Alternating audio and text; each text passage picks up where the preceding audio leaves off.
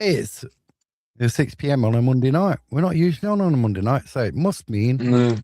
Notts County are playing on a Tuesday night. And tomorrow night, we have got Shrewsbury Town away. Sadly, at the moment, I'm not going. It might change in the next a few hours. Half an hour. Yeah. It might change. So, shall we have a look back at the game at Bromley at the weekend? Oh, yeah, quickly. Yeah. I mean, it wasn't the end of the world. It wasn't too bad. I'd say a draw's. I think going into it, probably a draw would have been good for both sides. Obviously, knowing Swindon lost to Shrewsbury 3-1. So, I mean, the game wasn't really top of the table clash, was it? It was like we were mid-table. So, I think a point will be good for both sides and see how that point turns out towards the end of the season. It weren't a classic top of the table clash, but nor was the one against Walsall. No. In just before Christmas. Notts County first 15, 20 minutes, they was a bit, I'd say, under the cosh a bit. A bit one-way traffic. Yeah, I would say Bromley was better of the two teams in the first 5 to 10 minutes. Yeah, I would agree with that. And the way they took the lead as well, that free kick, was it a free kick? The referee gave it, so obviously he thought it was a free kick.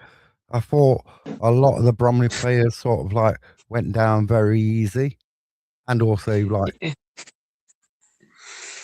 Yeah, I mean, I listened to this Bromley podcast. Paul came on and saying they were talking about it. It's like, obviously, they all thought it was a Michael Cheek goal, but then obviously it was an own goal of Matty Dennis. But then I think Michael Cheek said in his interview after the game that it came off a little bit off his ear. So I think he was trying to get another goal on his tanny. But I mean, it's an interesting perspective if you listen to both managers after the game, both interviews. Both of them feel like they should have won it. The referee was against either side. You know what I mean?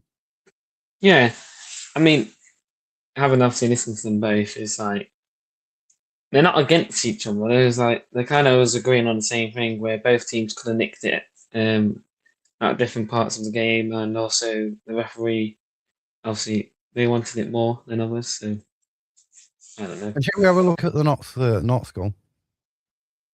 Well, the penalty. Yes. What led up to the penalty? Yeah, we can do. There's Jody Jones into the box, gets bundled over. Whether that was in and out the box, it ain't that deep because the referee gave it. So we can't really argue. He gave it the penalty. He was going into the box. He gets bundled over, and that makes it 1-1. I am sorry that my phone is kind of in your way. You weren't. You don't. I am. Oh, okay, you was. What? The challenge started outside the area. Jody was going into the box. It continued into the box. There's no... I don't know. I watched the Sky TV bit. I've watched their footage. You can't really see it, can you? You can't really tell. It's odd. You know what I mean? That is odd. The Robinson, her first yellow card, Robbo's first yellow card. I don't think it was yellow. I don't think you can fall in that direction like that, fall in that way if there's no contact. Yeah. Do you know what I mean? Ever good evening. I can't see that. I don't know where you fall like that. You know what I mean? Yeah, then, it was like. I mean, obviously, we can't argue about the second yellow because it was a yellow. So, well, was it a challenge you needed to make at that time? You know what I mean? Probably. I don't think it was. No. I didn't think he'd be on the pitch, still on the pitch at that time neither. Right, let's have a look at the controversy last 2 minutes or something. This one, the Michael Cheek, which all the fans, the Bromley fans, are going on about. If you take it, you would go back, yeah. See now, if there was VAR in League Two, you got Michael Cheek going in there. He pushes a dude down. As you clearly see, he shoves him to the ground, so that's a free kick. That one, he was on the way down. I can't say It that, was, yeah. that was a penalty. Some referees Some referees would have given it, yeah. But and then also also you you have could to. say Robbo's You could, McDonald's yeah. challenge to clear the ball out. Some referees might have given that Yeah, and on another day. some referees may have give Robbo's penalty on another day. But a point, It's just football. It's one of those things, isn't it? a point is a good point at the end of the day. Yeah. How much of a good point it is will be at the end of the season. Yeah. Whether Notts finish in the automatics or in the playoffs. Let's have a look at tomorrow's night's fixtures. We've got a full fixture list apart from one game. That's the Grimsby game on Wednesday against. So we've got Warsaw? 11 out of the 12 playing. Yep. Let me just turn that off so we can see all the fixtures. So you've got Barnet against Swindon. Swindon lost to our tomorrow night's opponents. You got Barrow, Harrogate. You got Bromley, Cheltenham. You got Cambridge, Colchester, Chesterfield, Gillingham, Crewe, Fleetwood, MK Dons, Crawley, Oldham, Bristol Rovers, Salford, Newport County, Shrewsbury, Notts, and then Tranmere, Accrington. There's some tasty games in there tomorrow night. I think there's going to be a few upsets. Yeah, and I hope Cheltenham can obviously beat Bromley. Well, I did see that Saturday. I did see that to Aisley's TV. You know what I mean? Yeah, it's like what can you do? Is like if you would have rather drawn against us and lose against Thingy, or yeah, who knows? So we're currently sat in fourth on 58 points. Shrewsbury Town are in 19th on 29. So we've got 29 points more over the season. How many more wins more we've got? We've got 17 wins compared to Shrewsbury's 7. Yeah, so 10 more wins over them. They got one more draw than us, and they had 16 losses. Yeah. But as we said earlier, it was like I watched the highlights from the Shrewsbury Town Swindon game, and I thought they should have scored a lot more goals in that game. A lot more goals. Especially when I think that chance where one of the person crossed it in and the crossbar, I believe. Yeah, they should have scored way more goals. Say the referee tomorrow night is this fella. William stats. Oh, and then William Davis. Read them all out. National League, 8 appearances, 19 yellow cards, 1 second yellow, no reds, no penalties. In the Premier League International Cup under 21s, 3 appearances, 2 yellow cards, 0 red, second yellows, 1 red, 1 penalty. In the Premier League Cup, 3 appearances, 7 yellow cards, and 1 red card, no second yellow, no penalty. EFL Trophy, 2 appearances, 4 yellow cards, 0 second yellows, 1 red card, 1 penalty. Premier League 2 appearances, 5 yellow cards, 1 second yellow, 0 reds, 0 penalties. In the FA Cup, 1 appearance, 4 yellow cards. And right, this is a moment we're going to be joined by Dan from the Slope podcast. Who is a Shrewsbury pronounced fan? It? Yeah.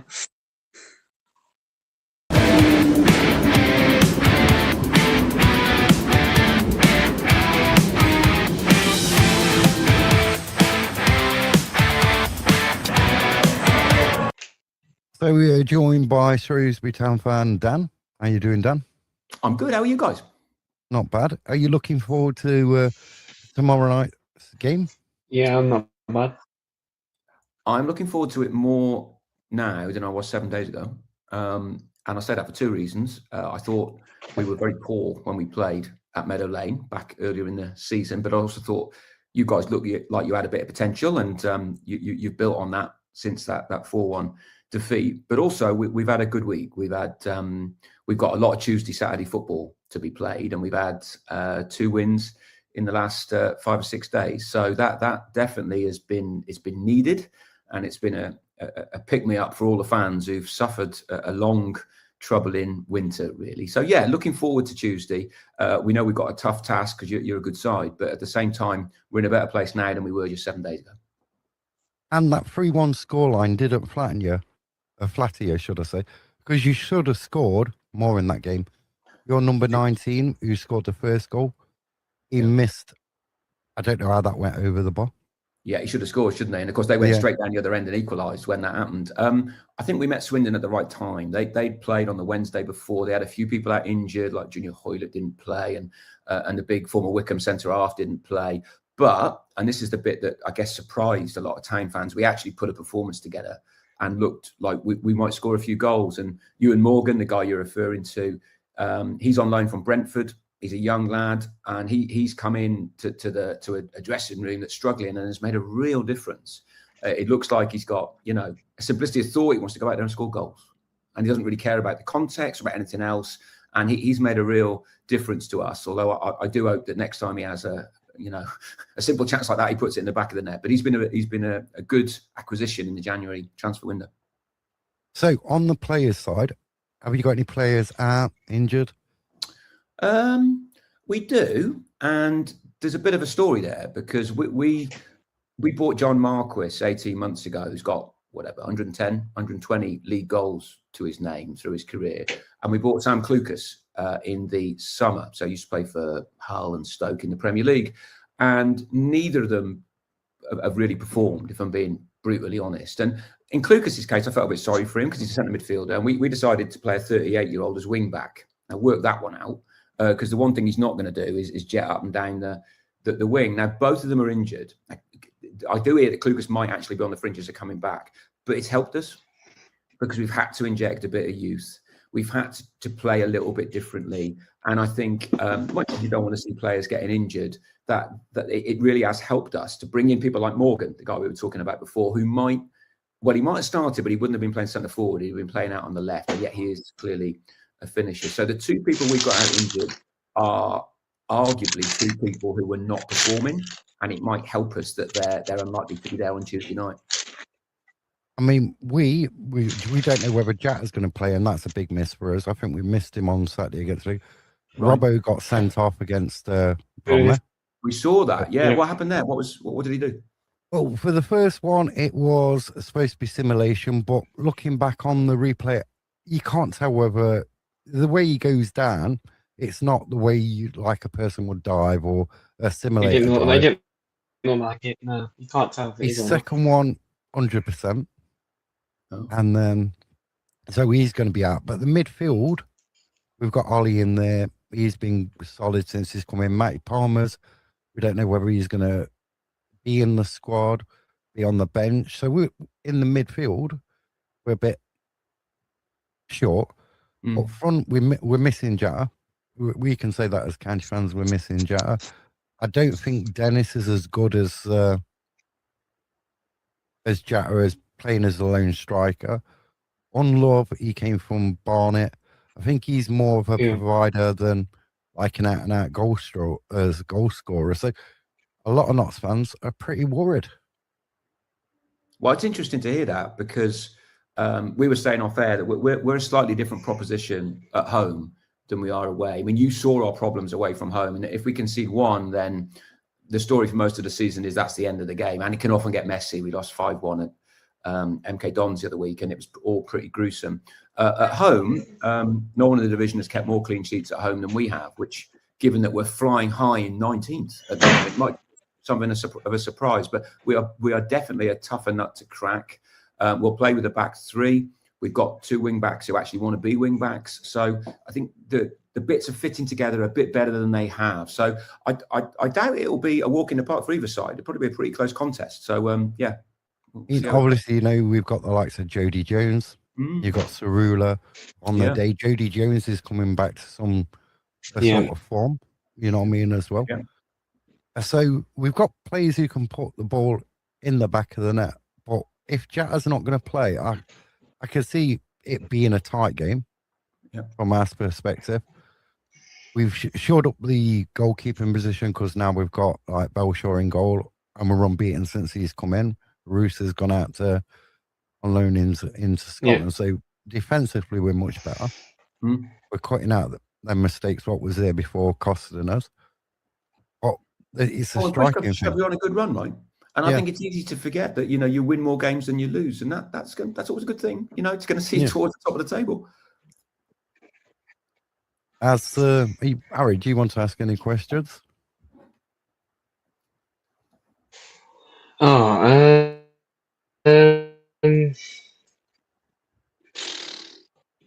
I mean, I'll get there eventually. What questions can I ask? Well, I was going to ask you guys. You know, I forgot. Well, how have you been getting on against the teams towards the bottom of the table? Because what I asked that question because for us, they're always the big pressure games, and you know that you've been in other seasons. Notts have been in relegation dogfights too. You know what it's like.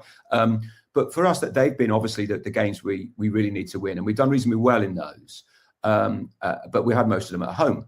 What also I found is when we play the better sides, one of two things happens, and that's either it falls apart and we get into real trouble real quickly, or actually it's a free hit and we can batten down the hatches. And at Cambridge we lost 1-0 to a 91st minute penalty 2 weeks ago, and I didn't think there was much between the teams. So I'm not sure which Shrewsbury will turn up when Notts County are in town, but it's generally one of those two things. But how have you been getting on against the Newports and the Harrogates and the Crawleys? Have they been teams you've been beating?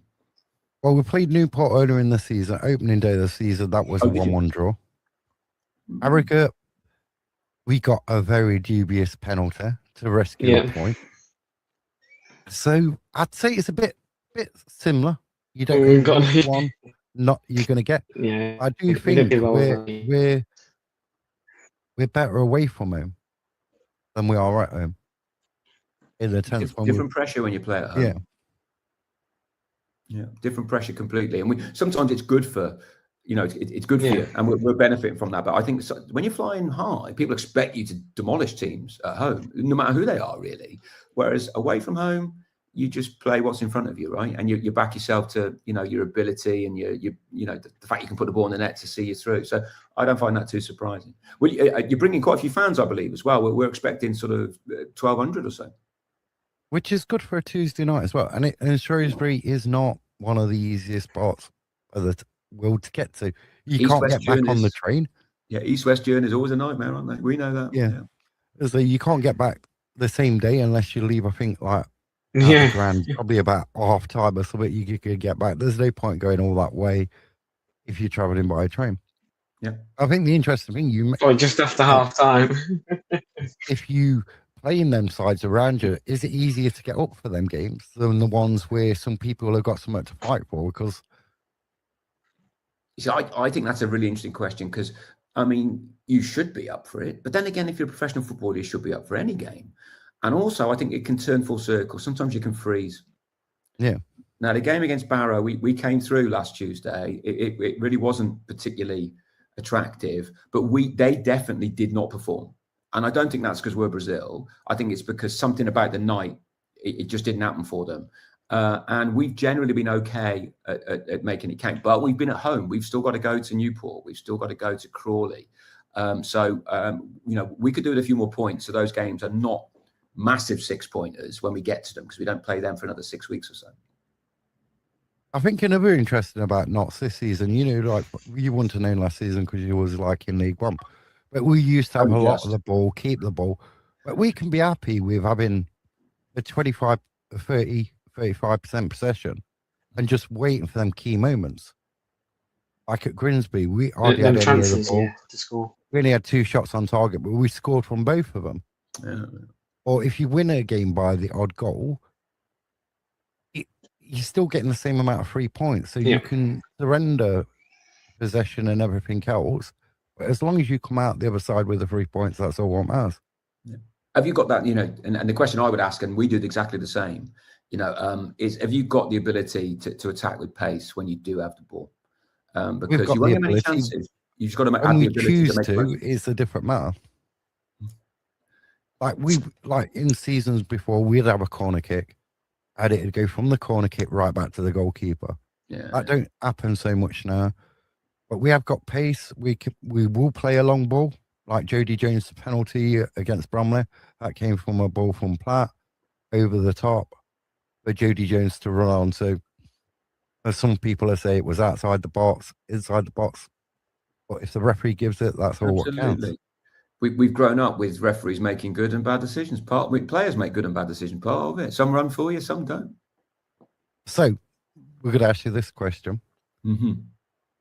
VAR in League Two or not? No. No, I totally agree. Yeah, we just don't need it. I mean, if we're talking about offsides, then there's a discussion to be had there, because of course that's a decision of fact. But how many times have you seen a decision? Well, I bet you there'll be a decision on Tuesday night where a Notts fan will see it differently to a Shrewsbury fan, simply because we can't help but wear our own sort of glasses on this when we're watching it, and that's part of the game. There is no right and wrong decision. It's a referee's judgment call. VAR can't adjudicate over that. And a lot of the nonsense you see in the Premier League is about interpretation. And I would say embrace it. You're not going to have, or put it another way, you could set the rules of football so everything was factual, but it wouldn't be a football that any of us would want to watch. It'd be a completely different game.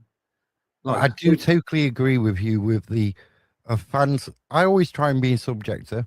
Absolutely. Where if I see a decision and you've got to take your art out of it, take your badge away from it and say, well, is this a penalty? Was it a penalty or not? But what you get is no fans can agree. Because if you benefit from that penalty, you're going to say, oh, it's 100% a penalty. Or it can be given. If it's not. Yeah. Because it's one of them. So that's what we love about football. It's subjective. It makes me laugh as well, because there's a supporter who sits to the left of me, who I don't really know, but they're a season ticket holder like I am, so you see them. And the amount of times I've heard them say, all the refs hate Shrewsbury Town. And I feel like going over and saying, why would they do that? They don't know anything about Shrewsbury. No one ever knows anything about it. Why would referees hate? And of course, for them, this is a perfectly reasonable thing to say, but I just think they're nuts. Yeah. And but you do have one or two you will have a referee, and we have one. Every club has one where you play him, he gives you nothing. Drysdale. Yeah, exactly. Is that he never gives anything, I think, but part of it, right? Yeah, part of it. But it's that subjective figure. So what do you think the score's going to be? Well, the good news is I'm rubbish at this. The more football I watch, the less good I am at predicting outcomes. We don't concede many goals at home, as I said before. So we've got this really odd record of having the most clean sheets of anybody. So it wouldn't surprise me if it's 0-0. And you know what? A lot of the Town fans would take it. If we were offered 7 points from this week's fixtures, we would have snapped everybody's hand off. Now, I don't think Gav Cowan will play for 0-0, but I don't think he's going to go buccaneering from the start. So I think we'll get more adventurous in the last half hour of the game if it's still 0-0. So my instinct says that that's the way to go. I don't ever remember in my 46 years of following Shrewsbury Town us getting 9 points in a week. It would be truly a once in a lifetime thing, if only because you don't often have 3 home games in a week. But I don't remember. So again, my instinct says that probably won't happen this time either. So if I was going to go if I had to predict, I'd say 0-0. Or I think teams that go up skank away wins on a Tuesday night at places that look difficult or look problematic. So I might go 1-0 Notts. But that's largely because I'm in my world that existed before last week, where I see negative outcomes. But so 0-0. But if there's going to be an either way, I think you'll get a goal from somewhere. You need my score prediction right out. Sorry. Under me. I'm going to go for a 1-0. And not a pretty game, probably a bit tough. Our pitch is not great, guys. Just so you know, our pitch is getting worse. Played a lot of football on it. So I'm just that sort of thing. I'm looking at probably a 1-0, and probably Jody Jones or Cerula to get the goal. You know what I mean? Probably I can't come on that. Deflection. Goals come from or it might go off somebody's shin or off their backside or something, but that happens. And sides that go up need those 1-0s. We all know that, because that's how you get your advantage on your Swindons, who of course didn't get anything at our place on Saturday. Yeah, Harry, what do you think the score's going to be? I think it'll be. I mean, we need to balance back on last Saturday's draw, so I'm going to go 2-1 Notts. Interesting. I just think there'll be an one goal in it. I can't I see definitely it don't think being a it'll be nice pretty. scoring game. I think it, and the pitch is a bit. I mean, it ain't Grimsby. Let's be clear, it ain't that bad. But it's not the pristine surface that these players are now used to. You know, obviously, you know, we're a little bit older. We remember the old pitches, but they don't exist anymore, except at Grimsby. So I think that might be a little bit of a challenge. It'll be a bit wobbly. And the other thing, what's going off with the Shrewsbury takeover? Gosh, now there. Where do we begin? Well, our chairman's been chairman for 30 years now. I think he's the longest standing chairman in English football. And for 27 of those years, he was nothing but good. We got a new ground out of it. Admittedly, it's not Wembley, but I think it's all right compared to some that I've seen. He rebuilt us when we were in non-league and took us to League One. And, you know, these are all really positive developments. For the last 3 years, he's made it pretty clear he wants to sell, but I'm not sure I completely believe him. Because by the sound of it, more or less every offer that comes in, there's something wrong with it. And the club has said there's been 20, 30 different parties that at various times have shown an interest. And it's got to the point where many of the fans think that actually maybe it's the chairman doesn't quite want to sell. He sort of says he does, but he can't bear to, you know, he's 82 now. He can't bear to see what he would see as his life's work move on. Now, I don't know if that's true, but as things stand, we're not in exclusivity talks with anybody. Apparently, there are folks that are interested somewhere, but nobody knows who they are. So we're not expecting anything on that front in the short term. And quite frankly, I'll only believe anything when I actually see it in black and white, because we've had far too many false dawns on this one. I think earlier in the season when I was listening to one of your fans, I might have been from the same podcast group. Yeah. There was talking about some American interest back then. Yeah. There's been a number of discussions about foreign investors from the US. There was even talks about Saudi investors, like on earth the Saudi investors want investing in Shrewsbury Town. But that's both have not happened. There are still other sort of takeovers sort of bumbling along, but we just don't know if this is made up or if this is genuine. And the club, quite frankly, have been abysmal, I think, at talking to the fan base about what is actually happening. And you know what it's like when they don't tell you anything. The rumours just keep going around. People make stuff up, quite frankly. And we have that with injuries and stuff like that, and players outside the squad, and it just goes and goes. And then there's this narrative, oh, well, this player must be lazy because, you know what I mean? Yeah, totally. So the takeover is one that we would love to talk about, but there's just no point because we don't know anything, and the club are not telling us anything. And I mean, give you an example. Our chairman, Roland Wycherley, who, as I said, the first 27 years, nothing but respect for what he achieved. But he gave an interview with the Daily Mail, quite a long interview. And he said he only gave the interview with the journalists because they were the same star sign and therefore their interests would align. Yes. But this is one of those we don't really know. I mean, clearly, when you get into your 80s, you have to think about such things. It's not outrageous to think that you might move on. But the club is very poor, I think, at communicating what its plans are. Now, I don't expect them to say, as and when Roland Wycherley dies, we're going to do this. No, I don't expect that. Yeah. But over the course of time, communication's just not been good enough. So we live in a sort of sense of like suspended animation. We just don't know what the next steps are. And I think ultimately the sacking of Appleton and bringing in Gav Cowan has got a lot to do with money. Appleton will have been on more money for sure. Gav Cowan's never managed a football league club before. He's a former player, and he's ironically lived in Shrewsbury and lives in Shrewsbury, even though he managed Brackley, which of course is Northants. So he has a connection to the club that others don't. But let's cut to the chase. He'll be cheap, and that's one of the reasons I think he's been appointed. I mean, I don't think you're going to end up in a Morecambe situation where an owner won't sell. I just think maybe he's had a lot of money invested in it, and if there's any offers coming in, they're not to his value or that he sees fit. You know what I mean? Yeah, and potentially that's the case. I just wish they'd tell us a bit more. I think in this day and age, and if only because social media will do its thing and people just make stuff up that becomes urban myth, and I think the communications could be better, but that's not going to change anytime soon. So we'll concentrate on the here and now and try and get 3 points tomorrow if we can. Like you said, in this day and age, social media and everything, if it ain't put out, it's going to leak out, or there's going to be so many different narratives on it.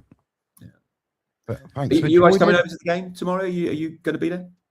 Ari's going to be there. Ari's going. I don't know. It's 50-50 at the moment whether I'm going to be there or not. Because I know you can still get a ticket. Yeah. You can still purchase a ticket on the day. So it's whether I get one of the supporters coaches to the ground. Yeah. Well, one piece of advice, Harry, is actually forget it. It's an evening kickoff, but I don't know if we haven't played Notts at home for quite a long time, have we? Is that No. right? Yeah. So you're going to be at the end where the sun goes down. So obviously, it won't affect it tomorrow. It's 7:45 in the evening. But if our paths cross in the future, bring a hat, mate. Bring a hat because you get the sun in your eyes. And I think the amount of times we see supporters at the other end looking like this to try and watch the game. So bring a hat.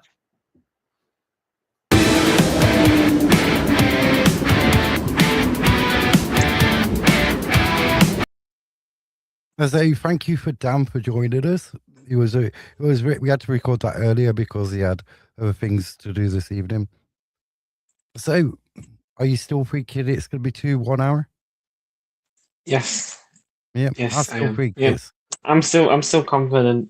Even though we didn't play too well on Saturday, it's a new game, it's a new challenge. I'm confident. I still think it's just going to be like maybe a bit of a cagey game. The chances, maybe Belshaw will make some cracking saves. Their goalkeeper will make some cracking saves as well. And I think we might just nick, as he says, the pitch isn't in that good of a condition, but not as bad as Grimsby's. I could just think it's a bobble, loops up or something into the back of the net, miss it shot. Let's go through the score predictions for tomorrow night. So first game, we've got Barnet against Swindon. You know what? I'm going to go Swindon to bounce back with a win, 2-0. Yeah, I think Swindon will win this one. Same, I'm going to go 2-0 as well. And then we've got Barrow Harrogate. This is a battle of the bottom. I'm going to go Barrow. They impressed me when Notts played us, when we played them. But then they disappointed me against Shrewsbury. It was like a totally different side. But I expect them to get a win, 2-1. I'm going to go with Harrogate to win this one by 1-0. Bromley against Cheltenham. I did say this to Ainsley's TV on Saturday. If we didn't beat them, Cheltenham Town would go beat them, and I'm going for that on that narrative. I'm going to go Bromley 1 and Cheltenham Town 2. I mean, I'm going to have to say the same thing because that's what I was thinking as well. Bromley 1, Cheltenham 2. Cambridge Colchester, I'm going for a 1-1 draw. I think there's going to be Tuesday nights in the season. You'll get some strange results when teams towards the bottom are playing the teams near the top. I've got 1-1 for the Cambridge Colchester. I'm going to go 2-1 Colchester. Then we've got Chesterfield Gillingham. I think this is going to be a 1-1 draw. I'm going to say 0-0. Crewe Fleetwood. I'm going to go 2-1 to Fleetwood. Yep, same. 2-1 to Fleetwood as well. MK Dons Crawley Town. Earlier in the season, I'm sure they played early in the season on a Tuesday night as well. I'm sure that was a draw. Was it 1-1? 1-1? I'm going for another draw. 2-2. I think MK Dons will win this one by 3-1. 3-1. Oldham Athletic Bristol Rovers. I'm going to go Oldham 2-0. Yeah, I'm going to go Oldham 2-1. Then Salford Newport. I'm going to go 0-0. I'm going to go 1-0 Newport. Shrewsbury Notts County. I said 1-0 Notts County on that one. Yeah, 2-1 Notts County on that one as well. And then Tranmere Accrington Stanley. Who are they? I'm not falling for it. Exactly. You're not falling for it. Exactly. You did in the end. Exactly. I know. I was thinking about it. I would say it anyway. You know what? A Tranmere to win 3-1. I'm going to go 2-1 Accrington Stanley.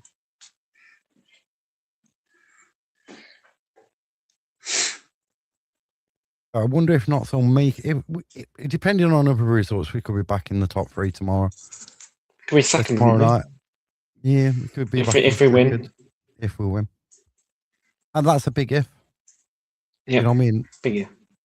Especially if we could have a makeshift midfield. Yes, I know. And, well, we could be surprised. Jack could be come back into the squad. Matty Palmer could come Palmer back. could be back in the squad, yeah.